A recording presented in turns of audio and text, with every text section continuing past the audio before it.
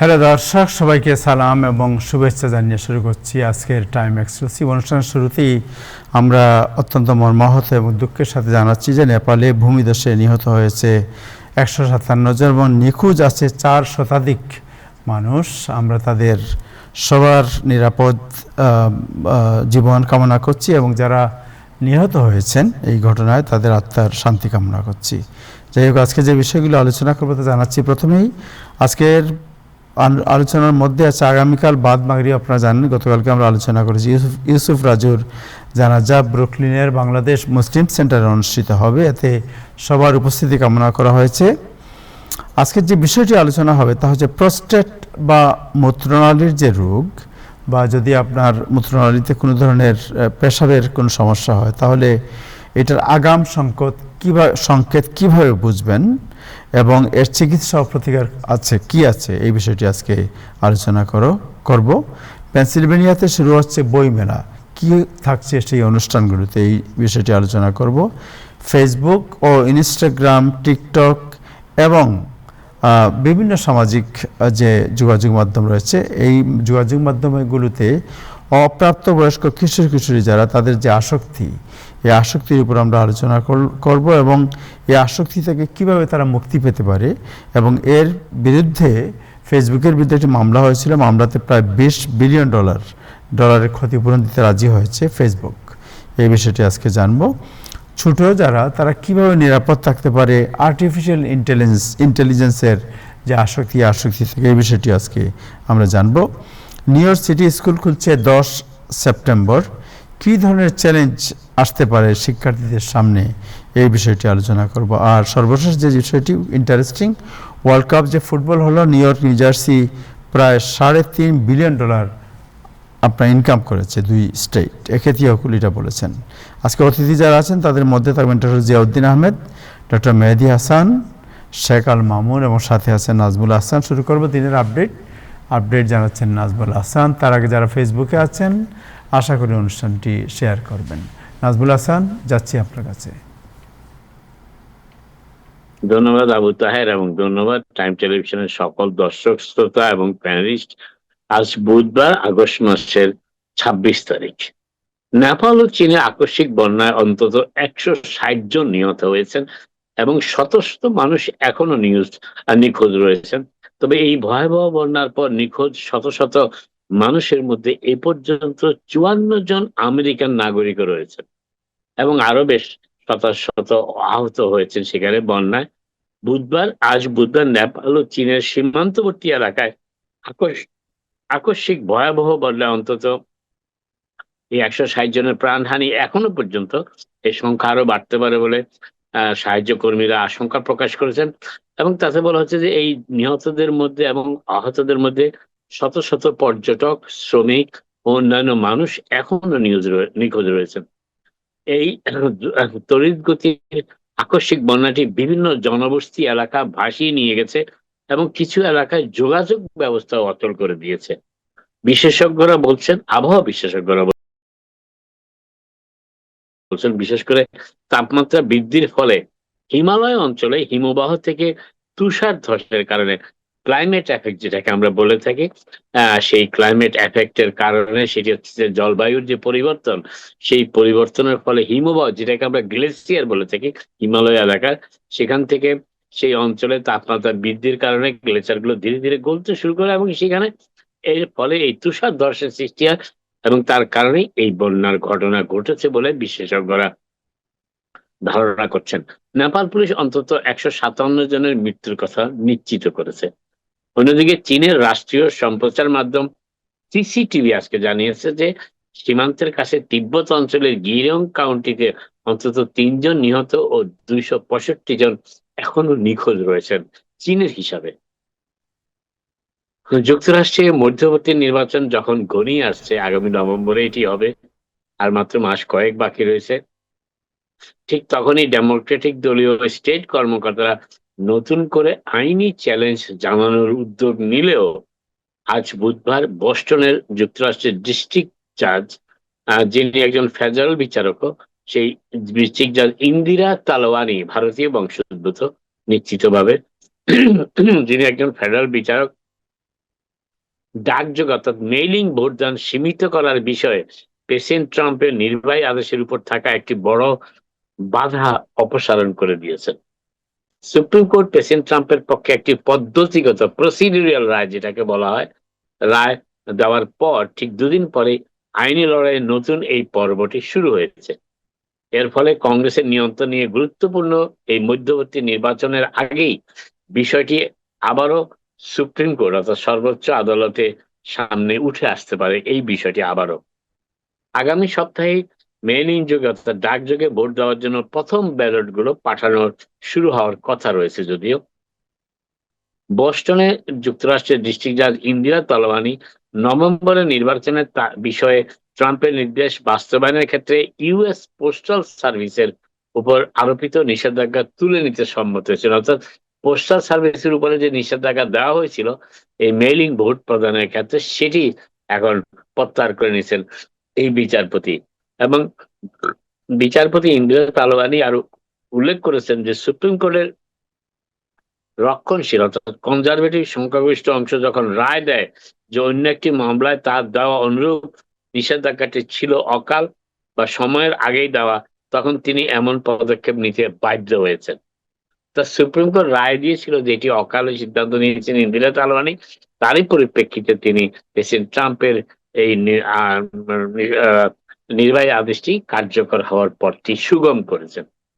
তা সত্ত্বেও বিচারক ইন্দিরা তালবানি মন্তব্য করেছেন যে এই নির্বাহী আদেশটি বিশৃঙ্খলার সৃষ্টি করতে পারে। তিনি এটাও বলেছেন যে প্রেসিডেন্ট ট্রাম্পের এটি অনুমতি দিচ্ছেন ঠিকই, তবে তার বিবেচনায় এটি বিশৃঙ্খলার সৃষ্টি করতে পারে এবং এটি তার বিবেচনায়, সে বিচারপতি ইন্দিরা তালবানির বিবেচনায় এটি যুক্তরাষ্ট্রের সংবিধান অনুযায়ী অসাংবিধানিক। তবে সংবিধানের বিষয়ে, সংবিধান ইন্টারপ্রিটেশনের বিষয়ে চূড়ান্ত সিদ্ধান্ত নেওয়ার ক্ষমতা কিন্তু যুক্তরাষ্ট্রের সুপ্রিম কোর্টের। এখন প্রশাসন সামনে এগিয়ে যেতে পারবে এবং শুক্রবার গভীর রাতে প্রকাশিত পোস্টাল সার্ভিসের নিয়মটি কার্যকর করতে পারবে মেইলিং ভোটের ব্যাপারে। এই নিয়মের আওতায় স্টেটগুলোকে ডাকযোগে ভোটের ব্যালটের জন্য খামের একটি অভিন্ন ধরন অনুসরণ করতে হবে, নতুন করে খাম প্রস্তুত করতে হবে এবং সেটি অভিন্ন ধরন হতে হবে এবং ব্যালট পাওয়ার যোগ্য ভোটারদের তালিকা পোস্টাল সার্ভিসকে প্রদান করতে হবে প্রতিটি স্টেটকে। অর্থাৎ যেসব স্টেট এই মেইলিং ভোট পাঠানো শুরু করবেন সেই মেইলিং ভোটের জন্য একটি বিশেষ ধরনের খাম ব্যবহার করতে হবে এবং যে সমস্ত ভোটারদের কাছে এই মেইলিং লিস্ট পাঠানো, ভোটের মেইলিং ভোট পাঠানো হচ্ছে, ভোটের ফর্ম, তাদের একটা তালিকা প্রদান করতে হবে পোস্টাল সার্ভিসকে। সোশ্যাল মিডিয়ায় ক্ষতিকর প্রভাব সংক্রান্ত মামলা নিষ্পত্তিতে ফেসবুক এবং ইনস্টাগ্রামের মালিক পক্ষ মেটা $16.7 বিলিয়ন পর্যন্ত অর্থ প্রদান করবে বিভিন্ন স্টেটকে। এবং এটি শেষ নয়, এখানে বিভিন্ন স্টেটকে বিলিয়ন বিলিয়ন ডলার প্রদানের পাশাপাশি একটি যুগান্তকারী সমঝোতার অংশ হিসাবে মেটা তাদের প্ল্যাটফর্ম, যেগুলো আমি বললাম একটু আগে, ফেসবুক এবং ইনস্টাগ্রাম রয়েছে, প্ল্যাটফর্মগুলিতে উল্লেখযোগ্য পরিবর্তন আনবে। কারা এটি ব্যবহার করতে পারবে, কোন সময়, বিশেষ করে শিশু কিশোরদের ক্ষেত্রে। বেশ দ্রুতই এর নিষ্পত্তি হলো, যদিও মামলাটি তরুণ ব্যবহারকারীদের সুরক্ষায় ব্যর্থতার অভিযোগে মেটার বিরুদ্ধে যে 19 দিন ব্যাপী ফেডারেল বিচার প্রক্রিয়াগুলো চলার কথা ছিল, তার 1/4 পার হওয়ার আগেই মেটা কর্তৃপক্ষ একটি সমঝোতায় পৌঁছে গিয়েছেন। এর মধ্যে সোশ্যাল মিডিয়া জায়ান্ট হিসেবে পরিচিত মেটা মামলাটি নিষ্পত্তিতেও সম্মত হয়েছে। কোম্পানিটি যুক্তরাষ্ট্রের 51টি স্টেট এবং অঞ্চলকে $16.7 বিলিয়ন পর্যন্ত অর্থ প্রদান করতে সম্মত হয়েছে এবং কিশোর কিশোরীরা যাতে তাদের প্ল্যাটফর্মগুলো ব্যবহার করে সেই প্রক্রিয়ায় উল্লেখযোগ্য পরিবর্তন আনতে রাজি হয়েছে। যে 29টি স্টেট ম্যাটার বিরুদ্ধে আইনি পদক্ষেপ নিয়েছিল ইতিমধ্যে, তাদের কয়েকটির প্রতিনিধিত্বকারী অ্যাটর্নি জেনারেল আজ বুধবার এই সমঝোতার ঘোষণা দিয়েছেন মেটার সাথে। ঠিক তার আগেই ইনস্টাগ্রামের প্রধান নির্বাহী অ্যাডাম মেসরির পুনরায় সাক্ষী দেওয়ার কথা ছিল কাঠগড়ায় দাঁড়িয়ে। তার আগেই এই সমাধানে পৌঁছতে পেরেছে মেটা এবং যে কটি 29টি খুব সম্ভবত ডেমোক্রেট দলীয়, তারা এই মামলাটি দায়ের করেছিল এবং তাদের অ্যাটর্নি জেনারেল মেটার সাথে একটি সমঝোতায় সম্মত হয়েছে। এই সমঝোতা কি ছিল? সেই হচ্ছে যে দিনে 2 ঘন্টা গভীর রাত পর্যন্ত নয়, গভীর রাত পর্যন্ত নয়। এবং মেটার সমঝোতা যেভাবে কিশোর কিশোরদের অ্যাকাউন্ট বদলে দিবে তার একটা হিসেব পাওয়া গেল।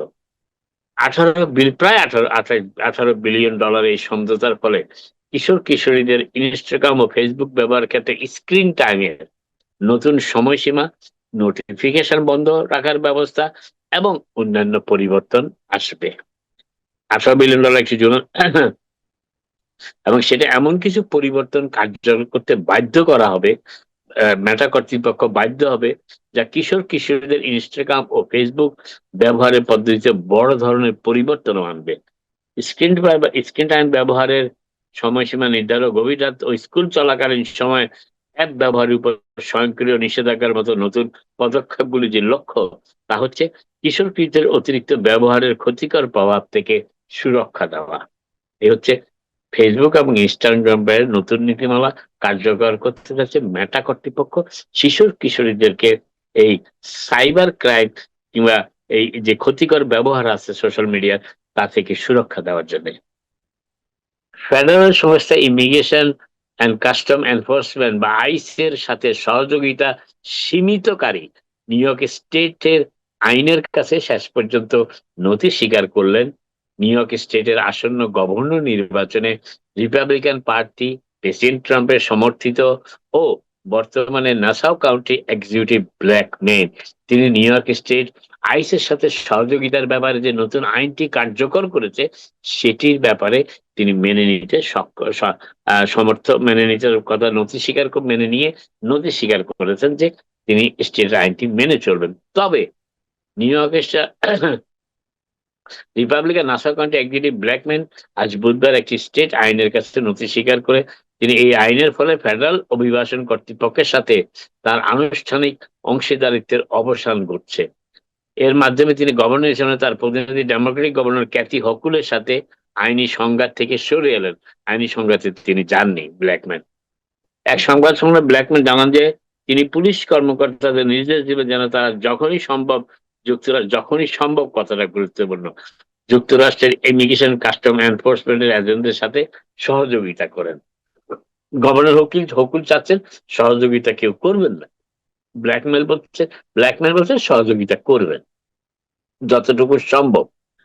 এছাড়া তিনি 15 জন কাউন্টি শেরিফের দায়ের করা একটি মামলায় যুক্ত হওয়ার কথাও জানান এবং এই মামলায় স্টেটের সে আইনটিকে চ্যালেঞ্জ করা হয়েছে যা এই সপ্তাহে কার্যকর হয়েছে ইতিমধ্যেই।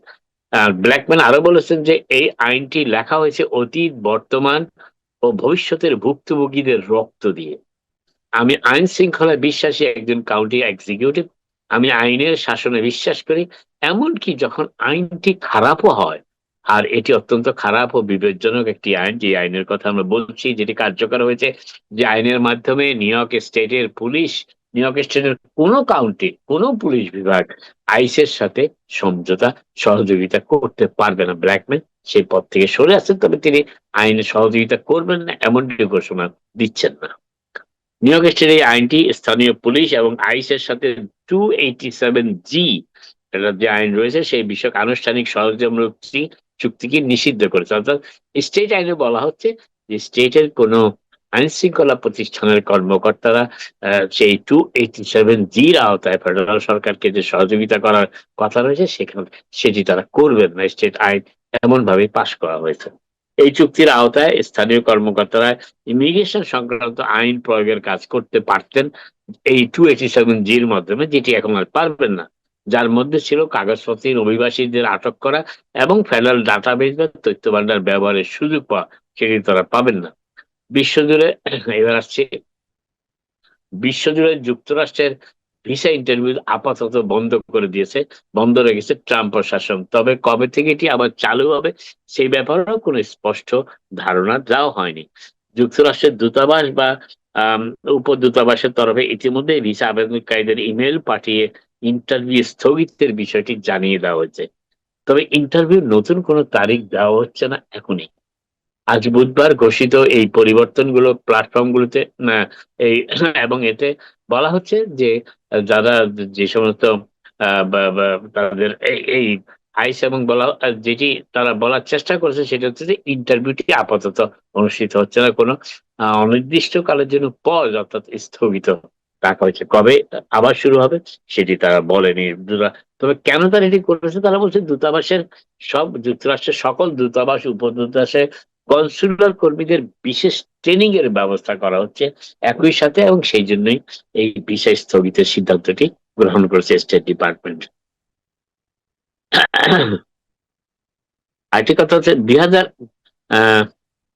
তবে 2001 সালের 11ই সেপ্টেম্বর নিউ ইয়র্কের ওয়ার্ল্ড ট্রেড সেন্টারে হামলার কথিত মূল পরিকল্পনাকারী পাকিস্তানি বংশোদ্ভূত খালেদ শেখ মোহাম্মদের সামরিক বিচারের তারিখ আগামী 2028 সালের জুন মাসে নির্ধারণ করা হয়েছে। এখনো প্রায় 2 বছর 22 মাসের মতো। উক্ত খালেদ শেখ মোহাম্মদ 2006 সাল থেকে গুয়ান্তানামো বেতে বন্দী রয়েছেন। 25 বছর আগে নিউ ইয়র্কের ওয়ার্ল্ড ট্রেড সেন্টারে হামলায় ষড়যন্ত্রের অভিযোগে সন্দেহভাজন অন্যান্য যাদের বিরুদ্ধে বিচার করা হবে তাদের পাশাপাশি খালেদ শেখ মোহাম্মদেরও বিচার করা হবে। যাদের বিচার করা হবে তারা হচ্ছেন ওয়ালিদ বিন আতাশ, আলী আব্দুল আজিজ আলী এবং মুস্তফা আহমেদ আল হাওয়াসি। এদের বিচারও সেই সময় করা হবে। এবার শেষ করছি। প্যানক্রিয়াটিক ক্যান্সার বা অগ্ন্যাশয়ের ক্যান্সারের চিকিৎসার একটি বৈপ্লবিক পরিবর্তন আনতে সক্ষম একটি ওষুধের এফডিএ অনুমোদন প্রদানের খবর দিয়ে আজকে শেষ করি। একটি গুরুত্বপূর্ণ ক্লিনিক্যাল ট্রায়ালে দেখা গেছে যে রোগীরা ডারা অক্সোনারসিক নামের এই ওষুধটি গ্রহণ করেছিলেন, তারা কিমোথেরাপি দেওয়া রোগীদের তুলনায় দ্বিগুণ সময় বেঁচেছিলেন। এবং এই নতুন একটি ওষুধ, এটি দিনে 2টি করে সেবনযোগ্য এই ওষুধটি প্যানক্রিয়াটিক ক্যান্সারের জন্য, আবারও বলে রাখি, ওষুধটি তার ধরনের মধ্যে প্রথম, এবং এটি ক্যান্সার বিশেষজ্ঞ রোগীদের মধ্যে ব্যাপক সাড়া জাগিয়েছে। এইটি রোগটিকে পুরোপুরি নির্মূল করে না, এই ক্যান্সার নির্মূল হয় না ঠিকই, তবে অগ্ন্যাশয়ের ক্যান্সারে আক্রান্ত রোগীদের আয়ু উল্লেখযোগ্যভাবে দীর্ঘায়িত করার ক্ষেত্রে প্রথম চিকিৎসা পদ্ধতি হিসাবে বিবেচিত হচ্ছে। এই ওষুধটি তৈরি করছে রেভলিউশন মেডিসিনস বলে একটি প্রতিষ্ঠান, এবং এটি রাসায়নিক ব্র্যান্ড নামে বাজারজাত করা হবে। মেটাস্টেটিক বা শরীরের অন্যান্য অংশে ছড়িয়ে পড়া অগ্ন্যাশয়ের ক্যান্সারে আক্রান্ত যেসব রোগী ইতিমধ্যেই কেমোথেরাপি নিয়েছেন তাদের জন্য এই ওষুধটি ব্যবহারের অনুমোদন দেওয়া হয়েছে। অর্থাৎ আগে কেমোথেরাপি নিয়েছেন প্যানক্রিয়াটিক ক্যান্সারের জন্য, তারা এই ওষুধটি সেবন করতে পারবেন। একটি গুরুত্বপূর্ণ ক্লিনিক্যাল ট্রায়ালে দেখা গেছে যারা এই ভ্যারাক্সামার রিসিভ গ্রহণ করেছিলেন তাদের বেঁচে থাকার অর্ধেক সময়, মধ্যম সময় ছিল 13 মাসেরও বেশি। অন্যদিকে যারা কেমোথেরাপি নিয়েছিলেন তাদের ক্ষেত্রে এই সময়কাল ছিল 7 মাসেরও কম। ক্লিনিক্যাল ট্রায়ালের মাধ্যমে ওষুধটি গ্রহণকারী কোনো রোগী বছর পর বছর ধরেও বেঁচে আছেন। আপাতত এখানে শেষ করি, আবার আপনার সাথে কথা হবে। আপনার সবাই ভালো থাকুন। Thank you Nazmul Hasan, thank you, আপনাকে অনেক ধন্যবাদ। দর্শক, আমাদের সাথে আছেন ডক্টর মেহেদী হাসান এবং জনাব শেখ আল মামুন, দুজনকে শুভেচ্ছা জানাচ্ছি। ডক্টর মেহেদী হাসান আজকে আলোচনা করবেন যে শিশুরা, যে আমাদের অপ্রাপ্ত বয়স্ক যারা আছে তারা যেভাবে এডিকশনের শিকার হচ্ছে আমরা বিভিন্ন সোশ্যাল মিডিয়া, এটা থেকে কীভাবে আমরা কোন প্রক্রিয়া তাদেরকে আমরা নিবৃত্ত করতে পারি এই বিষয়টি এবং এর কুফল সম্পর্কে আর শেখ আল মামুন আলোচনা করবেন, যেটি তা হচ্ছে যে 10 সেপ্টেম্বর স্কুল খুলছে এবং স্কুলে কী ধরনের চ্যালেঞ্জ শিশুরা মোকাবেলা করতে পারে, অথবা শিক্ষার্থী যারা আছে তারা কী ধরনের চ্যালেঞ্জ মোকাবেলা করতে পারে এবং এজন্য কী ধরনের প্রস্তুতি প্রয়োজন। ডক্টর মেহেদী হাসান, আপনার কাছে আমি আসছি। আমি একটু জনাব আপনার শেখ আল মামুনের কাছে প্রথমে যাই। শেখ আল মামুন, আপনি জানেন যে 10 সেপ্টেম্বর স্কুল খুলবে এবং দীর্ঘ 2 মাস ছুটির পরে স্কুল খোলা, এটা জানেন যে একদিকে যেমন খুব এক্সাইটিং, অন্যদিকে এক ধরনের চ্যালেঞ্জও আছে। এবং আপনি definitely you are a very experience teacher, আপনি একসময় আপনি নিজেও স্টুডেন্ট ছিলেন, তো সব মিলিয়ে আপনার কাছে এক্সাইটমেন্ট অ্যান্ড চ্যালেঞ্জ এই দুটোকে মিলিয়ে কি আপনি পরামর্শ দেবেন আজকে আমাদেরকে? Well, as a teacher, thank you, Tahir bhai. First of all, congratulations to all the kids that are pre-kindergarten যাবে বা kindergarten প্রথমবার যাবে. This is very exciting for them. এবং parents is definitely exciting, at the same time a bit nervous, like, you know what, this is the first time my sweetheart is going to go to school.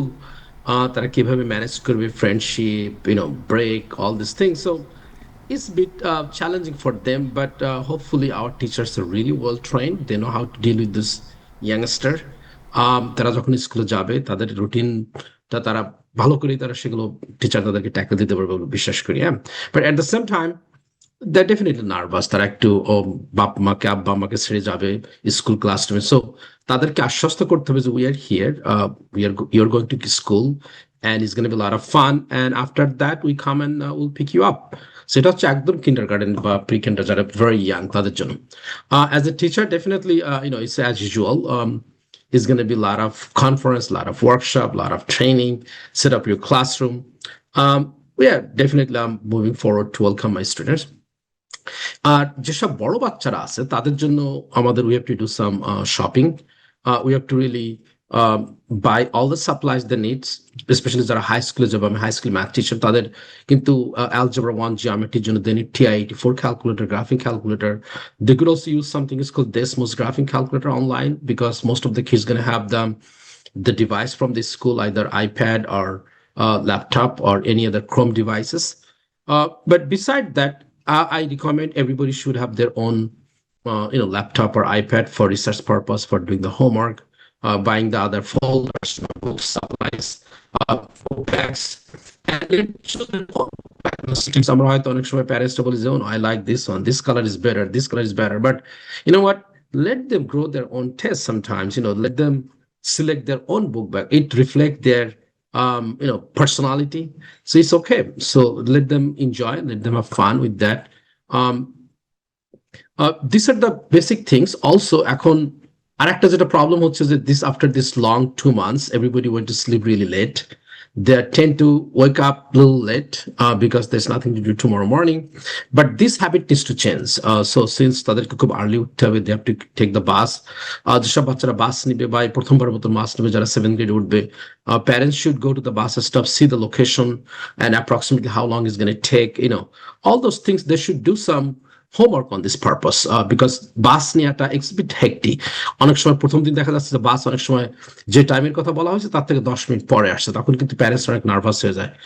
অনেক প্যারেন্টসদেরকে কাজে যেতে হয় সকালে, so they have to really be prepare, or if they have any neighbours or friends who is going to take the bus at the same time from the same place, they could exchange the number, and sometimes if you cannot go, they could receive your kids. So those are the things parents should start thinking about this, and they should visit the school that they're going to go. If they take the public transportation, train or bus, how long it might take, how to communicate, how to commute there. So these are the things as a parent we should also know. And আরেকটা জিনিস হচ্ছে যে আমাদের বাচ্চাদেরকে reading is a fun, তাদেরকে also habit grow করতে হবে। হয়তো they did lot of summer reading, at the same time parents should read with the kids before they go to bed. Bedtime reading is a good way to communicate with them and put them in sleep. So these are the few things as a parent we should work on that, and just keep in mind. Thank you. Thank you so much. Shakal Mamun, আপনি যেটা বললেন যে বাস, স্কুলের office তো বোধহয় খুলে গেছে already, right? School তো খোলা আছে, অফিস তো খোলা আছে স্কুলের, রাইট? Right.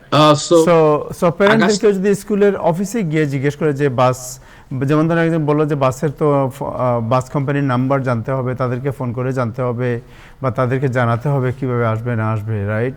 তো এটার জন্য তো স্কুলের অফিসের সাথে যোগাযোগ করলেও প্যারেন্টরা, most of the things are done through the email communication. You could call the schools, and from August 15, all the assistant principals, guidance counselor, they are working in the school. They are organizing all those things. They exactly know who is going to take what bus from what location. So the parents are supposed to receive all this through the email, and if they did not still, there are definitely call out or go visit the schools and talk to the responsible assistant principal or guidance counselor. আর শেষ প্রশ্ন একটা করতে চাই যে আপনি যারা বলেন, একটু আগে আমরা আলোচনা করছিলাম, ডক্টর মেহেদী হাসান এখানে আছেন, যে স্কুলে তো আপনি জানেন যে গত সেশন থেকে স্কুলে ডিভাইস নেওয়া বন্ধ করে দিয়েছে। ডিভাইস গেটের মানে স্কুলের কাউন্টারে রেখে যেতে হয়, যেমন ফোন বা অন্য কিছু। সো এই যে ডিভাইস না নেওয়ার যে ব্যাপারটি, বাট কেউ যদি আপনার খুব বেশি আর্টিফিশিয়াল ইন্টেলিজেন্স অথবা আর্টিফিশিয়াল কোনো ধরনের আপনার ডিভাইসের প্রতি তার ডিপেন্ডেন্ট হয়ে যায়, তাহলে ক্লাসে গিয়ে আপনি জানেন they will face a huge problem, because তারা তো ডিভাইস সাথে নিতে পারবে না। So what is your suggestion? Well, not device দিতে পারবে না, let me make it a little clear. So এখানে হচ্ছে একটা পাউচ থাকে, সেই পাউচের ভিতরে যখন ডিভাইসটা there is locked, so without there's another magnetic device open to open the pouch. Oh, so they could keep the device, but they cannot open nor utilize during the school time, not even during the lunch time. Yeah so এক্ষেত্রে what is the alternate? Well, look, if there's an emergency, definitely you could go to the front desk. They always have multiple phone into the office, and you could call your parents. Or call parents should also have the number, the nurse office number, the main number, guidance counselor number. They should have those things, and they could test it out, call them up, and they could reach out. Also, another thing is এক একটা বাচ্চা কিন্তু classroom আছে, বুঝছেন? যেমন third গ্রেডের কিন্তু multiple section থাকে, সো আপনাকে জানতে হবে যে আপনার বাচ্চা সেকশন 2 or 3 or 302, 303, 304। অনেক সময় আপনি কল দিলেন, বললেন যে আমার বাচ্চা থার্ড গ্রেডে পড়ে, কিন্তু তখন তারা জিজ্ঞেস করছে থার্ড গ্রেডে কোন গ্রুপে, কোন ক্লাসে, কোন সেকশনে। সো এইটার জন্য একটু প্যারেন্টসরা মেক শিওর করে তারা যেন ইনফর্ম থাকে, in case if they have to make a call and try to reach out to their kids. Right, so এটা লিখে রাখাই ভালো ঘরের মধ্যে যে সে থার্ড গ্রেড না থার্ড কোন গ্রুপের মধ্যে সে আছে, এটা বা ক্লাসরুম কত, ওইটা লিখে রাখলে then it's easy to find out. Third, fourth, fifth, six, seven, প্রত্যেকটা এখানে প্রত্যেকটা গ্রেডের মাল্টিপল সেকশন থাকে, আনলাইক বাংলাদেশে। Right, thank you Shakal Mamun, আপনাকে অনেক ধন্যবাদ সময় দেওয়ার জন্য। Thank you for having me. আসসালামু আলাইকুম। ডক্টর জিয়াউদ্দিন আহমেদ, আপনাকে অনেক ধন্যবাদ আমাদের সাথে আসার জন্য। বাট আমি একটু আলাপ করি, ডক্টর মেহেদী হাসান আমাদের সাথে আছেন। Doctor Mehedi Hasan is a expert on artificial intelligence. এবং ডক্টর মেহেদী হাসান, আপনি জানেন যে আমরা একটু আগে যেটা আলোচনা করলাম, আজকে আপনি জানেন যে প্রায় অলমোস্ট $20 বিলিয়ন ফাইনের মুখোমুখি হয়েছে মেটা বিকজ অফ তাদের যে আপনার চিলড্রেন যারা আছে তাদের যে এডিকশন এই সোশ্যাল মিডিয়ার প্রতি, এই জন্য তাদের বিরুদ্ধে যে মামলা, সেই মামলায় শেষ পর্যন্ত তারা রাজি হয়েছে অলমোস্ট অ্যাবাউট $18 বিলিয়ন পে করার জন্য। সো এখন জানেন যে নিউ ট্রেন্ড হচ্ছে আর্টিফিশিয়াল ইন্টেলিজেন্স, এবং এই আর্টিফিশিয়াল ইন্টেলিজেন্সও এক ধরনের আপনার অ্যাডিকশন অনেকেরই জন্মাচ্ছে। যে কোনো জিনিস করতে গেলেই চলে গেছে জিপিটি অথবা আপনার ডিপসিক গিয়েই আপনার দেখা যায় খুব একটা ব্রেন ইউজ করতেছেন, ওখান থেকে কী বলতেছে এটা কপি পেস্ট করে বসায় দিচ্ছে। সো এই ধরনের এডিকশন যাদের হবে, আমরা how we can keep our children safe from any kind of addiction, এই ধরনের এডিকশন থেকে। তার ভাই আন্তরিক ধন্যবাদ আলোচনার সুযোগ করে দেওয়ার জন্য। প্রথমত যে নিউজটা আজকে এসেছে যে মেটার এগেইনস্টে যে ক্লেমটি করা হয়েছে, $17.1 বিলিয়ন যে সেটেলমেন্টে তারা গেছে, এই বিষয়টা যেটা নাজমুল ভাই একটু আগে আলাপ করলেন, আসলে শিশু কিশোরদের যে অ্যাডিকশনটা মূলত বিভিন্ন মেটার যে বিভিন্ন ফিচার এবং ফাংশনালিটি রয়েছে সেইগুলি ব্যবহারের প্রতি তাদের দিন দিন অ্যাডিকশনটা বাড়ছে, এবং তার ফলে তাদের মনোযোগটা অন্যরকম হচ্ছে, পড়াশোনায় তাদের যে ধরনের কনসেন্ট্রেশন থাকার কথা সেটা হচ্ছে না, তাদের বিহেভিয়ারাল প্যাটার্ন গুলি চেঞ্জ হয়ে যাচ্ছে। এই বিষয়গুলিকে লক্ষ্য রেখেই আসলে এই ক্লেমটি করা হয়েছে। এবং মেটা আমরা জানি যে ফাইনালি 47টা স্টেট, ডিস্ট্রিক্ট অফ কলম্বিয়া এবং ইউএস বিভিন্ন টেরিটরির সাথে তাদেরকে ইয়ে করে পেনাল্টি এটা তারা দিচ্ছে। এখানে তারা কিছু অ্যাকশন আইটেমের কথাও কিন্তু বলেছে এই ক্লেমের এগেইনস্টে, যে কি আসলে করা যেতে পারে। শুধুমাত্র যে পয়সা দিয়েই বিষয়টা শেষ হয়ে যাচ্ছে তা না, তার আসলে ভুলগুলি শুধরাবে কিভাবে। এখানে যেমন বলা হচ্ছে যে 13 বছরের 18 বছরের যারা আছে, 18 বছরের নিচে, তাদেরকে প্রতিদিন ম্যাক্সিমাম 2 ঘন্টা করে ইউজ করার যে একটা লিমিটেশন সেখানে আসবে তাদের প্ল্যাটফর্মে। বলা হচ্ছে যে মাঝরাত থেকে সকাল পর্যন্ত কতটুকু ইউজ করা যাবে বা একেবারে ইউজ করা যাবে না, সেই বিষয়গুলি যেমন আলোচনা এসছে। এছাড়া রয়েছে তারা যখন স্কুল টাইম, সেই সময়টাতে কোনো রকম নোটিফিকেশন তাদের কাছে অ্যাক্টিভেট হবে না, সেটা যেই রকমই হোক না কেন। আর তারপরে তো আমরা এখন জানি যে তারা ডিভাইস ব্যবহারই করতে পারবে না। সো এবং প্যারেন্টাল কন্ট্রোলের প্রতি একটা জোর দেয়া হয়েছে, যে বাবা মাদের কন্ট্রোলটা তারা যে অ্যাকাউন্টে ইউজ করছে সেখানে আরো বেশি বেশি জোরদার করা হবে কন্ট্রোল। এবং কন্ট্রোলটি শুধুমাত্র ইউজের ক্ষেত্রে না, কি ধরনের কন্টেন্ট তারা দেখছে, কি ধরনের কন্টেন্ট গুলি সার্চ করা হচ্ছে, তারা ইন্টারেস্টেড হচ্ছে, ফিডিং গুলি কেমন আসছে, এই বিষয়গুলির প্রতিও নজর রাখা হবে। এবং তারপরে আরো বলা হচ্ছে যে এইজ ভেরিফিকেশন গুলি যেসব ভাবে করা হয় মেটাতে, সেগুলিকে আরো স্ট্রিক্ট ভাবে নজরদারি করা হবে। তো এই অ্যাকশন আইটেম গুলি যখন একদিকে যেমন আসছে এই এই পেনাল্টি ক্লেমের মাধ্যমে, এবং অন্যদিকে আমরা এটাও দেখতে পাচ্ছি যে প্রতিদিনই আসলে এই ব্যাপারটা যেমন আজকে এসছে, আসলে ঘটনাটা কিন্তু আজকেই ঘটে নাই। আসলে দিনের দিনের পর দিন ঘটনাটি ঘটে আসছে, এবং এটা বড় হতে হতে এমন একটা পর্যায়ে এসেছে যে সেটা আসলে কোর্ট পর্যন্ত গেছে এবং বড় আকার ধারণ করেছে। আসলে বাবা মারা, আমরা যারা রয়েছি, আম, তারা আমাদের বাচ্চারা যেমন স্কুলে পড়ছে সেই জায়গায়ও যেমন আমরা বিভিন্ন সমস্যা ফেস করছি। তারা বিভিন্ন রকম ডিভাইস ইউজ করছে, ডিভাইসের প্রতি আসক্তি। ঠিক একইভাবে আমরা যারা ইউনিভার্সিটিতে পড়াচ্ছি, ইউনিভার্সিটির ছেলে মেয়েদের graduate level, under graduate level, সেখানেও কিন্তু আমরা সমস্যা দেখছি। যেটা আপনি বললেন যে আসলে আহ, এই এআই বিভিন্ন টুল, সেই টুলের প্রতি আসক্তি, এবং প্রতিনিয়ত যে কোনো কিছু জানার জন্য বিভিন্ন এআই টুলের মাধ্যমে তারা অ্যান্সার গুলি নিচ্ছে। কিন্তু এখানে কতটুকু স্টুডেন্টরা, কতটুকু ছেলেমেয়েরা জাজমেন্টাল হচ্ছে, কতটুকু তারা ফ্যাক্ট গুলি চেক করছে, সেখানেই কিন্তু আমাদের বোঝার বিষয়। তো আসলে এই বিষয়গুলি থেকে আসলে বের হয়ে আসার জন্য আমরা কিন্তু ইউনিভার্সিটিতে যারা পড়াই, আপনি জানেন যে ইউনিভার্সিটি কিন্তু আমাদের একটা পলিসি রয়েছে, একটা গাইডলাইন রয়েছে, একটা প্রোটোকল রয়েছে। আমরা কিন্তু বলে দিই যে তারা কিন্তু বিভিন্ন এআই টুল গুলি ইউজ করতে পারবে কিভাবে। মোস্ট অফ দ্য ইউনিভার্সিটি তাদের একটা করে লাইসেন্স আছে আছে এবং আমরা কিন্তু এনকারেজ করি সেই এআই টুলটি ইউজ করে। কিন্তু এর বাইরেও তো আরো প্রচুর এআই টুল রয়েছে, এইগুলিকে আসলে আটকানোটা পার্সোনালি যখন তারা ইউজ করে, সেই জায়গাটা একটু কঠিন।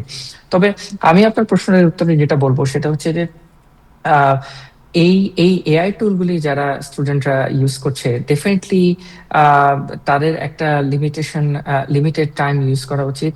লিমিটেড টাইম বলতে আসলে কতটুকু বা কি স্কোপ অফ ওয়ার্কে আমি আসলে এআই টুলটা ইউজ করব। আমি এআই টুলটা ইউজ করতে পারি আমাকে হেল্প নেয়ার জন্য তার কাছ থেকে, কিন্তু আসলে মূল যে বিষয়টা, সেটা হোমওয়ার্ক, অ্যাসাইনমেন্ট, এই বিষয়গুলি কিন্তু আমাকেই করতে হবে। আসলে এআই টুলগুলিকে আমরা বলে থাকি যে এটা কো পাইলট হিসেবে না ভেবে এটাকে অটো পাইলট হিসেবে, কো পাইলট হিসেবে ভাবতে হবে, অটো পাইলট হিসেবে না। এআই টুলগুলি আসলে আমাদেরকে হেল্প করবে আমাদের কাজগুলি দ্রুত করার জন্য, কিন্তু আলটিমেটলি এই সিদ্ধান্তগুলি কিন্তু আমাকেই নিতে হবে যে রেসপন্সগুলি আমরা পাচ্ছি। আমি যেটা বলবো আপনার প্রশ্ন উত্তরে, সেটা হচ্ছে যে বাবা মাদেরকে যেটা প্যারেন্টাল কন্ট্রোল, সেই জায়গাটায় একটু নজর দিতে হবে। তারা কি ধরনের কন্টেন্ট সার্চ করছে, কি ধরনের কন্টেন্ট থেকে হেল্প নিচ্ছে, কোন কোন সোর্স গুলি থেকে তারা হেল্প নিচ্ছে, তাদের হোমওয়ার্কের জন্য হোক, তাদের বিভিন্ন অ্যাসাইনমেন্টের জন্য হোক, এই বিষয়গুলি একটু খেয়াল রাখতে হবে। এবং আলোচনা করতে হবে বাচ্চাদের সাথে, যে শুধুমাত্র তাদের উপরে চাপিয়ে দিলেই আসলে এখনকার জেনারেশনে এটা একটু ডিফিকাল্ট, আমরা জানি। কারণ নিষেধ যেই জায়গাটায়, সেই জায়গাটাই আমরা বেশি বাচ্চারা যে সেই জায়গাগুলিতে এক্সপ্লোর করতে চায়। সুতরাং আলোচনার মাধ্যমে এই বিষয়গুলি তাদের সাথে একটু আমাদের কোঅপারেটিভ হতে হবে, তাদেরকে শেখাতে হবে, তাদেরকে কন্টিনিউয়াসলি অ্যাডভোকেসি করতে হবে। আমার এই বিষয়গুলি যদি করা যায়, কিছুটা আস্তে আস্তে সমস্যার সমাধান হতে পারে। Thank you so much. Doctor Ziauddin Ahmed, আপনার কাছে যাই, যে আপনি জানেন যে ইদানিং আমাদের ঘরে ঘরেই অলমোস্ট বাচ্চাদের এই যে আপনার ডিভাইস এডিকশন এবং বিভিন্ন সোশ্যাল মিডিয়া এডিকশন, যাতে দেখা যায় যে বাবা মা ঘরের অনেকের সাথে এটা নিয়ে প্রায় মানে বিভিন্ন ধরনের আপনার মন কষাকষি হচ্ছে, দূরত্ব বাড়ছে। সো এই বিষয়ে আপনার কোনো সাজেশন অথবা আপনার কোনো প্রশ্ন আছে কিনা doctor Mehedi Hasan? His expert on it. হ্যাঁ, doctor Mehedi Hasan, thank you, ভালো বলেছে। কিন্তু প্রবলেম যেটা হয় যে বিষয় কি বিষয় ইউজ করবে। কারণ একটা হচ্ছে যে এআইতে যখন হোমওয়ার্ক বা গ্রাজুয়েট স্টুডেন্ট যখন ইউজ করে তার ইনফরমেশন, তখন ইনফরমেশন কিন্তু বেশি পায় দেন নর্মালি যেটা পাইতো, এটা কোনো সন্দেহ নেই। এখন ইনফরমেশনগুলো অনেক সময় অরিজিনাল ইনফরমেশন থাকবে না, কারণ তারা ডিপেন্ডেন্ট হয়ে গেলে তাদের নিজেদের যে ক্রিয়েটিভিটি, ওটা তারা আর ব্যবহার করছে না।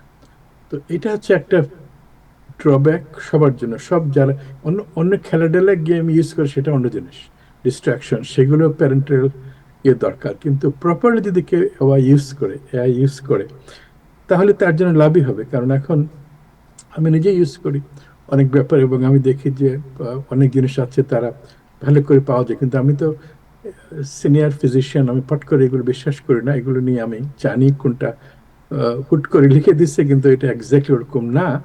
তবে এআই ইউজ করা দরকার, শিখতে হবে যখন কেউ সায়েন্টিফিক বা কোনো এডুকেশন ইউজ করবে যে কোনটা গাইডলাইনটার জন্য, পুরো জিনিসটা যেন তার রিগের পেপার। এখন ভবিষ্যতে হয়তো এআই আসবে উইথ ফুল রেফারেন্স, এখন তো রেফারেন্সে চ্যাট জিপিটিতে দেয় না, কিন্তু রেফারেন্স যখন আসবে তখন এটা তো লাভই হবে। অ্যাডিকশন একটা জিনিস, আর ইউজ করে এটা থেকে বেনিফিট করে দুই জিনিস। অ্যাডিকশন নর্মালি হয় ওই গেমস বা পরিবার তাদের বাচ্চারা যা ইউজ করে, তো সেই জন্য এটা এখন একটা থিন লাইন।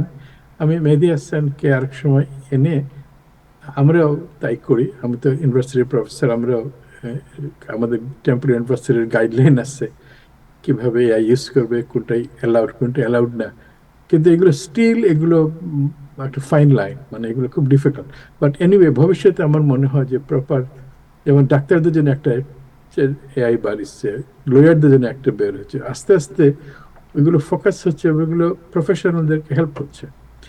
তো বাচ্চাদের কোনটা ক্ষতি ভালো এটা নিয়ে রিসার্চ করার ব্যাপার আছে, বন্ধ করা যাবে না, কিন্তু গাইড করে প্রপার চ্যানেলাইজ যদি করা যায় তাহলে আমার মনে হয় এটা ভালো হবে আর কি। Thank you. Shakal Mamun, any comment? Well, it's very challenging situation for math teachers. A lot of times আমরা যখন math homework assign করি বা অনলাইনে assign করি তখন কিন্তু বাচ্চারা simply they could take a picture and the AI could solve it. But when they take the test, I have multi-version test. So AI also create, like আমাদের যেসব math software এখন আমি ক্লাসরুম ইউজ করি তখন কিন্তু I could create 3, 4, 5 versions. So প্রত্যেকটা স্টুডেন্টকে different version দেওয়া হয়, তখন I could see exactly how much they know. So beside the classroom যেসব স্টেট এক্সাম হোক বা এসএটি এক্সামগুলো হোক, তখন কিন্তু AI is not going to help us. Yes, AI might explain certain things, maybe if you don't understand, if you're taking calculus A, B or BC, maybe certain things they could explain it when you did not, তখন যখন তুমি স্কুলে বুঝতে পারোনি, হয়তো সেখানে supportive explanation দিল, that could be beneficial, যেটা আমার ছেলে আমি দেখছি করছি। কিন্তু তার মানে এই না যে he doesn't know, he knows the material, but you could use as a supportive tools to enhance your knowledge in that subject matter. So especially writing ক্ষেত্রে কিন্তু it's very difficult. Everybody has a unique idea, unique way to express our opinion or critics. So এই ব্যাপারে কিন্তু AI could be really backfire for that kid. So we should really encourage our kids to authentically keep writing and express their views and opinion. That's right. তাদের যে creation, তাদের যে আপনার motivation, তাদের যে ক্রিয়েটিভিটি, এটাকে এক্সপ্লোর করার যে ক্যাপাসিটি বা তাদের যে ইনোভেশন, এটাকে যাতে তারা এক্সপ্লোর করতে পারে, যেন তারা ডিপেন্ডেন্ট না হয়ে যায় যে ওকে আমার কোনো কিছু চিন্তা করার দরকার নেই, জাস্ট এআইকে আপনার ডাটা দিলাম, প্রশ্ন করলাম, এআই উত্তর দিয়ে দিলাম, আমি এটা পেস্ট করে দিলাম। এইটার থেকে কিভাবে মুক্তি পাওয়া যায়, জনাব মেহেদী হাসান? আমি আসলে দুইজনের সাথে একমত। আসলে এই এখন প্রত্যেকটা ইন্ডাস্ট্রিতে যেহেতু এআই এর বিভিন্ন টুলগুলি আমরা ইউজ করছি, পার্টিকুলারলি এআই টুল বলতে আমি লার্জ ল্যাঙ্গুয়েজ মডেল গুলি আমরা মূলত ইউজ করে থাকি, যেটা আসলে প্রম্পট এর মাধ্যমে আমরা রেসপন্সগুলি পাই। আমরা কোয়েশ্চেন করি, লার্জ ল্যাঙ্গুয়েজ মডেল আমাদেরকে উত্তরগুলি দেয়। আসলে প্রশ্নগুলি করারও বিভিন্ন ধরন রয়েছে, বিভিন্ন কায়দা রয়েছে, সেগুলি একটু জানতে হবে। স্টুডেন্টদেরকে আমরা প্রতিনিয়ত শেখাই টুলগুলিকে কিভাবে প্রশ্ন করতে হবে যাতে তারা রেসপন্সটা সঠিকভাবে পায়, এবং প্রত্যেকটা টুলেই কিন্তু কম বেশি বলা আছে যে রেসপন্সগুলি পাওয়া যাচ্ছে সেগুলি কিন্তু ভেরিফাই করে নিতে। কারণ যেভাবে লার্জ ল্যাঙ্গুয়েজ মডেল বিভিন্ন জায়গা থেকে ইনফরমেশন গুলি পুল করে, এটা সবসময় যে একদম অথেন্টিকেট হয় বিভিন্ন সেক্টরের জন্য, ব্যাপারটা কিন্তু এরকম না। পার্টিকুলারলি হেলথ কেয়ার এমন একটা সেক্টর, খুবই সেন্সিটিভ। সেই জায়গাটায় ডেফিনেটলি ফিজিশিয়ানরা যারা রয়েছেন তারা তো, বা মেডিকেল সায়েন্স যারা পড়ছেন তারা তো দেন অ্যান্ড দেন ওই রেসপন্সটা ইউজ করতে পারেন না, তাদেরকে ভ্যালিডেশন করতে হয়, ফ্যাক্ট চেক করতে হয়।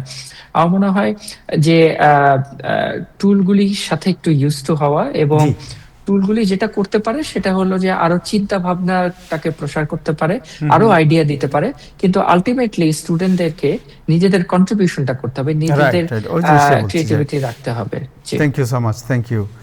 যাই হোক, থ্যাংক ইউ, আপনাকে অনেক ধন্যবাদ। যাই প্রফেসর জিয়াউদ্দিন আহমেদ আপনার কাছে, যে আমরা যারা, আপনি তো ইউরোলজিস্ট, আপনি ইউরোর ব্যাপারে আপনার অনেক প্রফেসর, আমি নেফ্রোলজিস্ট, রাইট, নেফ্রোলজিস্ট, যারা সার্জন, কিডনির সার্জনদেরকে বলে ইউরোলজিস্ট। সরি। সো বাট আপনার সাথে রিলেটেড একটা সাবজেক্ট জানতে চাই আজকে, অ্যাবাউট দ্য প্রস্টেট।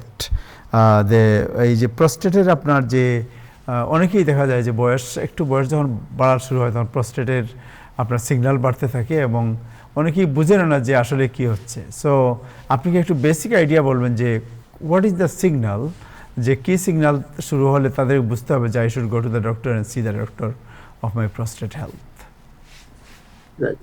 সো প্রস্টেটের দুইটা ব্যাপার আছে, যে বয়স হওয়ার পরে, 50-এর পরে সবারই প্রস্টেট বড় হয়। বড় হওয়ার পরে আমাদের বয়সে অনেক সিমটম হয়, এটাতে বোঝা যায় যে প্রস্টেট, এটা তো নর্মাল ব্যাপার। অ্যাবডোমেন হচ্ছে যদি ক্যান্সার হয়। তো প্রস্টেট যখন বড় হবে তখন আমরা জানবো কিভাবে? আমাদের যে নর্মালি যে আমরা ইউরিন ফ্লো হতো, আমরা দিনে একবার বা দুইবার পেশাব করতাম, এগুলো চেঞ্জ হয়। কারণ প্রস্টেট যখন অবস্ট্রাকশন করে ব্লাডারকে, তখন দেখা গেছে যে মানুষ একটা সাইন হচ্ছে বারবার পেশাবে যাইতে হয়। এটা আবার রাত্রিবেলা বেশি, আগে একবার উঠতো না, এখন 3-4 বার উঠতেছেন। তো যখন কেউ বলবে যে আমি 3-4 বার উঠছি কিন্তু আমার ডায়াবেটিস নাই, বা ডায়াবেটিস থাকলেও কন্ট্রোল, তো বুঝতে হবে যে এটা প্রস্টেট অবস্ট্রাকশন থেকে আসছে এবং এটা নর্মাল মানে এটা হবে। আরেকটা হচ্ছে যে যদি ইয়ে হয় আর কি, এটা ছাড়াও উইক স্ট্রিম, আগে পেশাব করলে অনেক স্ট্রং আসতো, এখন স্ট্রং আসতেছে না।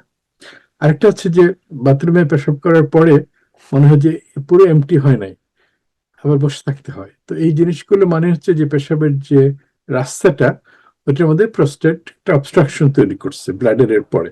তো এগুলো যখন হবে, যে স্ট্রিম কমে যাচ্ছে, রাত্রিবেলা বারবার বাথরুমে যেতে হচ্ছে, তার বাদে পেশাব করার পরে মনে হচ্ছে যে আমি ব্লাডার এমটি হয় নাই, এগুলো যখন থাকবে তখন বুঝতে হবে যে তার প্রস্টেটের প্রবলেম হচ্ছে এবং তারা ডাক্তার কাছে যেতে পারে। তার আগে তারা অনেক কিছু করতে পারে, যেমন ধরো এটা প্রিভেন্ট করার জন্য বেশি পানি খেতে পারে, তারা ব্লাডের হ্যাবিট, যেমন পেশাব ধরে না রাখা, কারণ এগুলো হবেই, তো এগুলো ডাক্তারের কাছে যে ওষুধ নেওয়ার আগে এগুলো করতে পারে। তারপরে যেগুলো ব্লাডে ইরিটেট করে, alcohol, caffeine, spicy food, carbonated drink, এগুলো খেলে প্রস্টেটের সিমটম গুলো ওয়ার্সেন হয়। এগুলো যত অ্যাভয়েড করা যায়।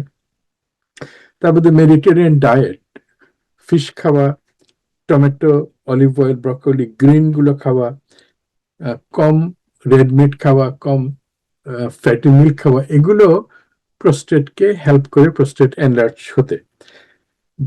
30 মিনিট ব্রিস্ক হাঁটা, এটা ইউরিনারি সিমটমকে ইমপ্রুভ করে, বডির মাসেল বাড়ে, কিডনি ব্লাডারের যে মাসেল গুলো এগুলো শক্ত হয়, ওইগুলো কন্ট্রাকশন ভালো করে। কনস্টিপেশন, অনেকের কনস্টিপেশন হয়, সেটার জন্য প্রস্টেটকে অবস্ট্রাকশন হতে পারে। কনস্টিপেশন হলে পেশাবে বারবার যেতে হতে পারে, যদিও দুই জায়গাতে হচ্ছে কিন্তু একসাথে একটা রিলেটেড।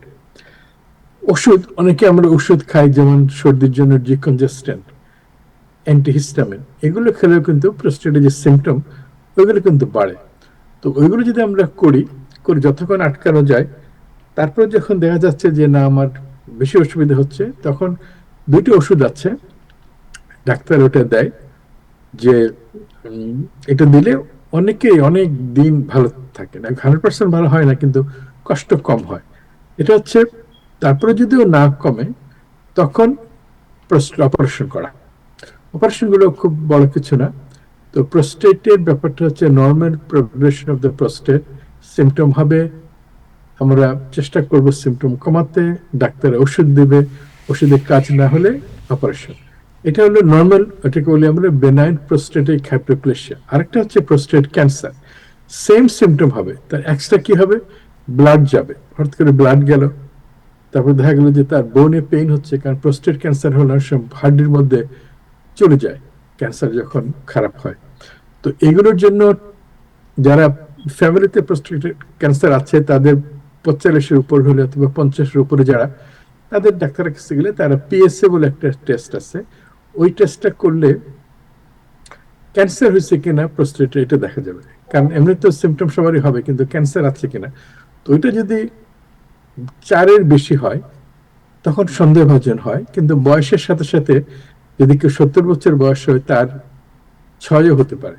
কিন্তু ইম্পর্টেন্ট হলো যে ওই নাম্বারটা বাড়তেছে কিনা, যে আমার এবছর 4, আগের বছর 6 হচ্ছে কিনা, অথবা আমার 2 এবছর বা 1 কিন্তু আগের বছর যদি আমার 3ও হয়, এটা কিন্তু নর্মাল রেঞ্জের ভিতরে, কিন্তু এই যে প্রোগ্রেশনটা কিন্তু র্যাপিড হয়েছে। এটা নর্মাল রেঞ্জ থাকলেও এই যে বারবার করার সুবিধা হচ্ছে যে ট্রেন্ডটা দেখা যাবে যে র্যাপিডলি বাড়তেছে কিনা। তারপরে এগুলো অন্য টেস্ট আছে, পিএস এর মধ্যে ডিফারেন্ট টেস্ট আছে, যে কোনটা ক্যান্সার থেকে আসতে পারে আর কোনটা সিম্পল যে প্রস্টেট যেটা বললাম আগে আসতে পারে। তো এগুলো ডাক্তারাই বুঝবে। তবে আমাদের সাধারণ মানুষের জন্য যে বয়স হলে পানি বেশি করে খাওয়া দিনের বেলা, রাত্রেবেলা কফি টফি কম খাওয়া, সোডা টোডা এসব কম খাওয়া, স্পাইসি ফুড খাওয়া যেগুলো ব্লাডারকে ইরিটেট করে, এগুলোকে খেয়াল রাখতে হবে।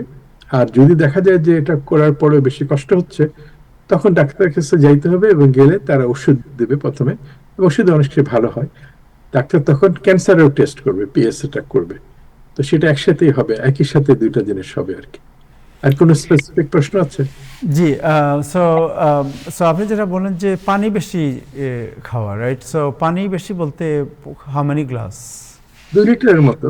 2 লিটারের মতো খেলে কি হয় যে ওই যে ফ্লোটা দিয়ে থাকে, ব্লাডারটা। সো 2 লিটার মানে কত গ্লাস হতে পারে আপনার বড় গ্লাসে? এক গ্লাসে 500, মানে 4 গ্লাসের 4 গ্লাস পানি খেতে হবে। 2 লিটার মানে 4 গ্লাস বলছেন আপনি? 4 গ্লাস, হ্যাঁ। 4 গ্লাস পানি পার ডে? সিসি একটা মিনিমাম, মানে অনেকে বেশি খায়, অনেকে কম খায়। পানি খাওয়াটা আসলে এটা একটা কালচার। কারণ অনেকে সকালে ঘুম থেকে একটা কাপ কফি খায়, পানি খায় না। হ্যাঁ, পানি পিপাসা না লাগলে আমরা পানি খাই না। কালচার দেখা গেছে আসলে 1 লিটার খাই হয়তো, সব মিলে পানি থাকে, ডায়ের মধ্যে পানি থাকে, সব মিলে হয়তো। কিন্তু নর্মালি বয়স হওয়ার পরে আমাদের এক্সট্রা পানি খাওয়া দরকার। আর কফি খেলে কি হয়, ওইটা পানি না, ওইটা আবার পেশাবের সাথে কফি ডায়ালিসিস হয়, এক্সট্রা পানি বেড়ে যায়। অনেকে মনে করেন আমি তো কফি খাইছি, সাথে আমি পানি খাইছি, ওটা উল্টা হয়। ডিহাইড্রেশন হলে কফি বা চা এগুলো কিন্তু পেশাব বাড়িয়ে দেয়, যেটা বডির পানি কমিয়ে দেয়। পিওর ওয়াটার খেতে হবে আর কি। সুগার ওয়াটার খেলে সেটাও কিন্তু ওই ডায়াবেটিসের মতো বডি থেকে পানি নিষ্কাশন করে দেয়। সুতরাং ওইটার মধ্যে পানি আছে, 1 গ্লাস পুরোটাই পানি, কিন্তু এই সুগার থাকা বা সল্ট থাকা এগুলো অসুবিধা আছে। পিওর পানি খাওয়া দরকার 2 লিটার আর কি। Thank you so much, thank you. Any mount ভাই or doctor Mehedi, any question professor Ziauddin আহমেদের কাছে এই বিষয়ে? It's well said. No, thank you. Yeah, thank you. Mehdi bhai, আপনার any question? না, ইনফরমেশন গুলি ডেফিনেটলি হেল্পফুল, এবং আমরা যদি So, এটাকে মেনটেন করতে পারি। উনি যদি কোনো জায়গায় বক্তৃতা করেন, গিয়ে লেকচার দেন, he can get lot of আপনি অ্যাপয়েন্টমেন্ট পাওয়া মুশকিল। আমরা আজকে ফ্রি ওনার লেকচার পেয়ে গেছি একটা, রাইট, এই বিষয়ের উপর। আমার অপরচুনিটি সবার সাথে বলা, কিন্তু তুমি আমাকে ফিলাডেলফিয়া বইমেলা নিয়ে প্রশ্ন করতে ভুলে গেছো। জি, না ওইটা নিয়ে আমি আসছি। আগে যে দেখলাম এটা নিয়ে, ফিলাডেলফিয়াতে শুনলাম যে বইমেলা হচ্ছে, যে আমরা তো জানি যে শুধু নিউ ইয়র্কে বইমেলা বা আরও 2 জায়গায় হবে, ফিলাডেলফিয়াতেও শুনলাম বইমেলা হচ্ছে। সো এটা কবে হচ্ছে, কিভাবে হচ্ছে, এবং এই বইমেলা যেটা, এটা কিভাবে আমাদের কমিউনিটি এটাতে পার্টিসিপেট করতে পারে? তুমি তো এবার বইমেলা তো প্রথম না, গতবার বড় করে হয়েছে প্রথম, ভুলে গেছো মনে হয়। তো গতবার বইমেলা আমি তো অবভিয়াসলি তাদের এনকারেজ করছি, গাইড দিচ্ছি, সাপোর্ট দিয়েছি। তো গতবার বইমেলাতে আমাদের নিউ ইয়র্কের বইমেলা পরই হয়েছে, তো 7-8টা পাবলিশারে গিয়েছিলেন।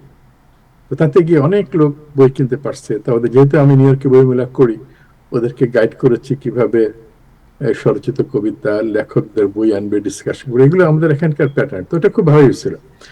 কিন্তু ওই সময় নিজেদের মধ্যে তাদের একটা দ্বন্দ্ব ছিল। তখন একই দিনে তারা আরেকটা বইমেলা করছে, একটু দূরে অবশ্য, অনেক ফিলাডেলফিয়া তো বড় জায়গা। তো একটা হচ্ছে নর্থ ইস্ট হয়েছিল কতবার। তো একই দিনে তারা আবার আপার ডারবিতে করলো। তো ওদের মধ্যে ছোট থাকে, বাট আমার কাছে ভালো লাগে যে বিষয়টা ভালো, কিন্তু একই দিনে ফোবানার মতো হলে আমাদের বিভাজন বাড়ে। বাট এনিওয়ে, গুড থিং হচ্ছে যে এবার ওই যে প্রথম করেছিল ফিলাডেলফিয়া বইমেলার নামে, ওরা আর করছে না, কারণ যেহেতু অন্য গ্রুপ করছে তারা ওদের সাপোর্ট দিচ্ছে, উইচ ইজ গুড। তো সাপোর্ট দিতে যে এরা তো এদের মধ্যে আবার যা হয় যে একসময় লিডারশিপ প্রত্যেক ট্রাম্পের লিডারের বলো বা আমাদের রাজনৈতিক থাকবে বিভাজন। তো বিভাজনের জন্য একটা গ্রুপ যারা ওদের সাথে করতে চাচ্ছিল গতবারের একই গ্রুপ, তারা স্প্লিট হয়ে তারা আবার অক্টোবরে আরেকটা বইমেলা। তো আমার কাছে আগে এগুলো নিয়ে আমি মন খারাপ করতাম, যে কারণে এখন দেখি বিভাজন ঠিক বলবো না, অনেক লিডারশিপ আছে, অনেক শিল্পী আসতে চায়, অনেক সময় পথ করে দেওয়া দরকার আছে। এটাকে কোনো ফাইট নাই, কিন্তু এখানে কার সাথে এখন ঝগড়া করতেছে না, তারা আলাদা করতেছে। তো আমার কাছে মনে হয় যে নিউ ইয়র্কে একদিন এখন 10টা অনুষ্ঠান হয়, কিন্তু বলতে পারবো না আমি এটা করতেছি তুমি এটা করো কেন, কারণ সব তো সব জায়গায় যায় না, এত লোক হয়েছে। তো আমি মনে করি যে বইমেলা যেটা হচ্ছে শুক্রবার শনি রবি, ওইখানে বিশ্বজিৎ আসবে, বই আর কি আসবে আমি ঠিক জানি না, এখনো ওরা আমাদেরকে জানাই নাই। আমি ওদেরকে একটা লিস্ট দিয়েছি যে কি কি করা দরকার, জাস্ট টু সাপোর্ট দেওয়া, কারণ এগুলোর আমরা তো সিনিয়র হয়েছে। তো আমার মনে হয় তোমরা ইনভাইটেড, আসো, ছোট জায়গাতে যদিও, কিন্তু যারা করছে তারা খুবই ডেডিকেটেড, অনেক ধরনের মানুষ, বিভিন্ন ধরনের, কলকাতার বাঙালিরা বেশ আসছে এবার দেখলাম কয়েকজন, যেটা নর্মালি আমাদের বইমেলাতে ওরা আসে না, তার ব্যস্ত থাকে তাদের অনুষ্ঠান নিয়ে, তাদেরকে আমরা খুব একটা পাই না। তো এটা ঠিকই আছে, বাংলাদেশের বাঙালি, প্রচুর বাঙালির মধ্যে ওই ধরনের একসাথে যোগ আমি কোনো বছরই দেখি নাই কোনোদিন। তো এটা কিন্তু কেউ কোনো মধ্যে কোনো দ্বন্দ্ব নাই, কিন্তু যার যারটা যে যে করে বন্ধু সবাই, তো আসার ব্যস্ততাও সময় থাকে না আর কি। কোনো প্রশ্ন আছে? না, thank you so much. So last একটা জিনিস একটু সবাই যদি 2 মিনিট ব্যাক মিনিট করে আলোচনা করে নেই, সেটা হচ্ছে নেপালে যে আকস্মিক যে আপনার ইনসিডেন্টটা হয়েছে, it's a very big disaster. এটা এই ভিডিওটা যদি দেখি আমরা, দেখলে এর ভয়াবহতা কোন পর্যায়ে দেখা যাবে। একটু ভিডিওটা আমরা দেখি, তারপরে একটু 1 মিনিট করে আপনাদের সাথে আলোচনা করব। ওকে, আপনারা দেখতে পাচ্ছেন যে আমার দর্শক যারা, বা আপনারাও দেখতে পাচ্ছেন যে কীভাবে মানে ইটস লাইক সুনামির মতো পানি আপনার হঠাৎ করে ছুটে আসছে।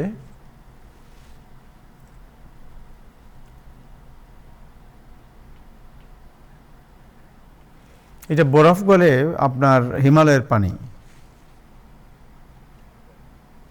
এবং ব্রিজকে আমরা দেখতেছি পানি নিয়ে চলে গেছে, অ্যান্ড দেন গাড়ি গুড়া অনেক কিছু আপনার বেশি চলে গেছে।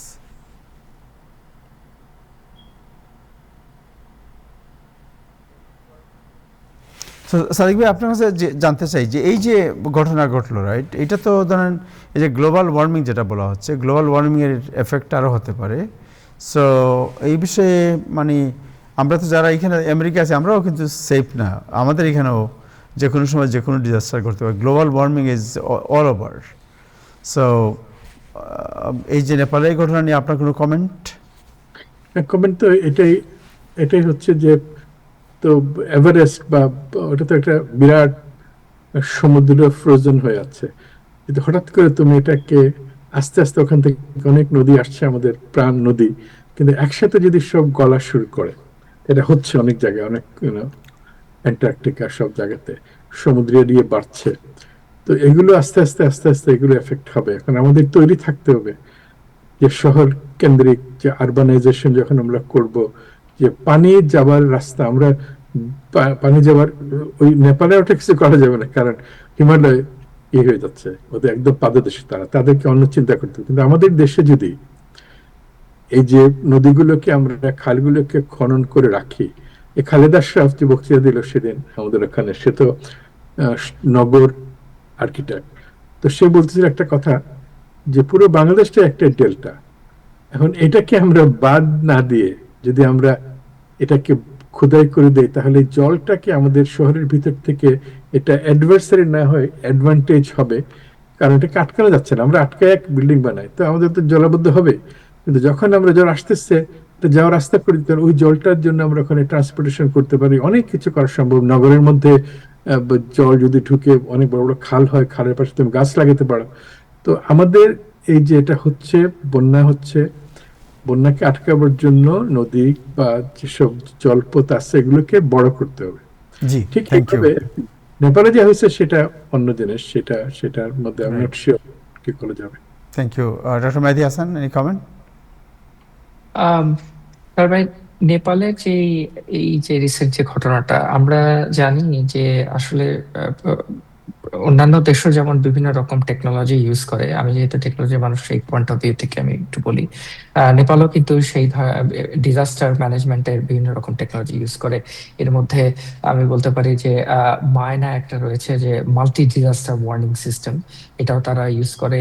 সিসমিক নেটওয়ার্ক সেটাও তারা ইউজ করে, এবং রিভার গজ যেটা সেটাও তারা ইউজ করে। কিন্তু আনফর্চুনেটলি এই পার্টিকুলার কেসে আসলে টেকনোলজিগুলি ওইভাবে আহ, মানে ঠিক কাজে লাগানো যায়নি রাইট দেন অ্যান্ড দেন। আসলে অন্যান্য কান্ট্রির ক্ষেত্রেও যদি আমরা দেখি, যেমন জাপানের ক্ষেত্রে আমরা জানি জাপান এমন একটি দেশ যেখানে আর্থকোয়েক খুবই নর্মাল একটা ব্যাপার, যদিও এটা অনেক অসুবিধা হয়, অনেক ক্ষয়ক্ষতি হয়, এবং তারা যে টেকনোলজিগুলি ইউজ করে সেগুলি অনেক আপডেটেড টেকনোলজি। আমি যেটা বলবো সেটা হচ্ছে যে অবশ্যই এই ধরনের ইয়েগুলি আমাদের কাম্য না। আহ, যদি আহ, আহ, যদি বিভিন্ন রকম আরো এক্সপার্টাইজ যদি অন্যান্য কান্ট্রির কাছ থেকে যদি সহযোগিতা নেওয়ার দরকার হয়, বা বিভিন্ন অ্যাসোসিয়েশন হোক, কমিউনিটি হোক, সেখানেও যদি সহযোগিতার দরকার হয়, আমরা জানি যে ইঞ্জিনিয়ার্স উইদাউট বর্ডার্স রয়েছে, যারা যে কোনো রকম ডিজাস্টারের ক্ষেত্রে তারা ঝাঁপিয়ে পড়েন। তারা পার্টিকুলারলি কোন কান্ট্রি বা কোন কমিউনিটি সেটা না দেখে তারা আপডেটেড টেকনোলজি নিয়ে ঝাঁপিয়ে পড়েন। আমি বলবো যে সেই সুযোগগুলি রয়েছে এই মুহূর্তে যদি সহায়তার জন্য দরকার হয়। Thank you so much. Thank you. Dr. Ziauddin Ahmed, any other point? মেহেদী যেটা বলেছে যে এটা একটা হচ্ছে এই সময় রেস্কিউ করা, রেস্কিউর জন্য ইঞ্জিনিয়ারিং, ডাক্তারি থেকে শুরু করে খাবার সবকিছু দরকার, এটা একটা ডিজাস্টারের। কিন্তু আমি ভাবছি যে এরকম আবার যদি হয় তখন নেপালের যেভাবে শহর গড়ে উঠেছে তাতে আবার হলে তো একই পর্যায়ে হবে। তো সেই জন্য তাদের পুরো আরবান প্ল্যানিংটা এমনভাবে করতে হবে যেন এরকম যদি হয় তাহলে যেন সবাই ভেসে না যায়। তো সেটার জন্য পুরো ওভারঅল করতে হবে, এটা আরেকটা বড় প্রজেক্ট। বাট ও যেটা বলছে এখন ইন্টারন্যাশনাল অনেক আছে নেপালে, আমি জানি এক ভদ্রলোককে আমি চিনি, তার সাথে কাজ করেছে, সে অনেক ইনোভেটিভ জিনিস করে, আমেরিকান জিউস ভদ্রলোক। সে নেপালে ছোট্ট ছোট্ট ঘরের মতো, ছোট্ট রুমের মতো সে একটা পাওয়ার হাউস বানিয়েছে যে পুরো গ্রামকে ইলেকট্রিসিটি দেওয়া যায়, ছোট্ট ফুল। তো এগুলো সে করেছে কয়েক বছর আগে, আমি তাকে বাংলাদেশে ফিরে যাচ্ছিলাম, তো এখনো সে অত ওইভাবে কমার্শিয়ালাইজ করে নাই, কিন্তু নেপালে ওটা করছে। মানে মানুষ যেসব জায়গাতে দরকার সেসব জায়গাতে টেকনোলজি নিচ্ছে, কিন্তু এত লার্জ স্কেলে হচ্ছে না আর কি। Thank you so much. Thank you professor Ziauddin Ahmed, আপনাকে অনেক ধন্যবাদ। And thank you doctor Mehedi Hasan, সময় দেওয়ার জন্য আপনাকে অনেক ধন্যবাদ। দর্শক, আজকে এ পর্যন্তই। আপনারা শুনলেন যে ডক্টর মেহেদী হাসান উনি এআইয়ের উপর আলোচনা করলেন, বাচ্চাদের কীভাবে আমরা বাঁচাতে পারি তা এডিকশন থেকে। And then professor Ziauddin Ahmed, যিনি তার লাইফকে ডেডিকেশন করে দিয়েছেন এই কমিউনিটির জন্য, তিনি আজকে আলোচনা করলেন এই যে প্রস্টেটের যে সমস্যা, যেটা আসলে অনেক মানুষের এই সমস্যা, অনেকে বুঝেন না তাদের। এবং পেনসিলভেনিয়াতে যে বইমেলা হবে এই বিষয়ে, তিনি দীর্ঘদিন থেকে এই ধরনের সাহিত্য, সংস্কৃতি, চিকিৎসা সব নিয়েই সব কিছু, এবং সিলেটে একটি বিশাল কিডনি ফাউন্ডেশন তিনি বিল্ড আপ করেছেন, যেটা হসপিটাল অ্যাজ ওয়েল। সো আমরা কিছুই করতে পারবো না, বাট আমরা আমাদের সাপোর্ট এবং সহযোগিতা ওনাদের পাশে থাকবে সব সময়। আজকে পর্যন্তই, আগামীকাল আবার দেখা হবে। সবাই ভালো থাকবেন। খুদা হাফেজ।